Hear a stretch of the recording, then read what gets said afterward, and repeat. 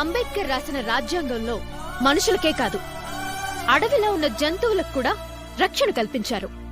Time sense లేకుండా కార్మికుల చేత పని చేయించుకునే రోజుల్లో వాళ్ళకి 8 గంటల పని విధానాన్ని ప్రవేశపెట్టింది అంబేద్కర్.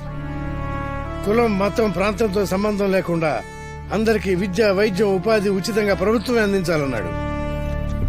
మీకు తెలుసా, అంబేద్కర్ గారికి 18 డిగ్రీలు ఉన్నాయి. ఆయన స్వతహాగా లాయరు. అఫ్ కోర్స్ గాంధీ గారు లాయరు, నెహ్రూ గారు లాయరే. అయినా రాజ్యాంగ రచనా బాధ్యతని అంబేద్కర్ గారికి ఆ రోజు వాళ్ళు ఎందుకు అప్పచెప్పారు? మీరే ఆలోచించండి.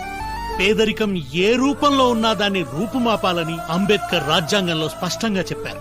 కానీ ఆ బాధ్యత నుంచి ప్రభుత్వాలు చాలా తెలివిగా తప్పించుకుంటున్నాయి. మీరు నిందించాల్సింది స్వాతంత్రం వచ్చి ఇన్ని సంవత్సరాలైనా పేదరికాన్ని రూపుమాపలేకపోతున్న ప్రభుత్వాల రిజర్వేషన్లని కాదు. అంబేద్కర్ కొన్ని వర్గాలను దృష్టిలో పెట్టుకుని రాజ్యాంగాన్ని రాయడం ఎంతవరకు కరెక్ట్ అంటారు? మీరు ఇలాంటి అపోహల నుండి బయటపడాలంటే ముందు రాజ్యాంగాన్ని చదవండి. అప్పుడే మన మనసులో ఉన్న బూజు పటాపంచలవుతుంది. ప్రతి ఇంట్లో భగవద్గీత, బైబిల్, ఖురాన్ పక్కన రాజ్యాంగానికి కూడా కాస్త చోటు ఇవ్వండి. సర్వమానవ శ్రేయస్సుని, సకల జనుల రక్షణను కోరిన అంబేద్కర్ కొందరి వాడు కాదు, అందరి వాడని మీకే అర్థమవుతుంది. ఈ దేశంలో ప్రజలు ఎలా నడవాలో, ఎలా బ్రతకాలో చెప్పేది రాజ్యాంగం మాత్రమే. ప్రతిరోజు గంటలు గంటలు రాశి ఫలాలు, వాస్తు శాస్త్రాల గురించి చూపించే మీ మీడియా వాళ్ళు రోజులో కనీసం ఒక అరగంటైనా రాజ్యాంగం గురించి చెప్పే ప్రయత్నం చేయండి. ఈ దేశానికి, దేశ ప్రజలకి చాలా మేలు చేసిన వాళ్ళు అవుతారు. ఈ దేశంలో ప్రతి మనిషికి ఒక కులం ఉంది, కానీ మానవత్వం కోసం వెతకాలి.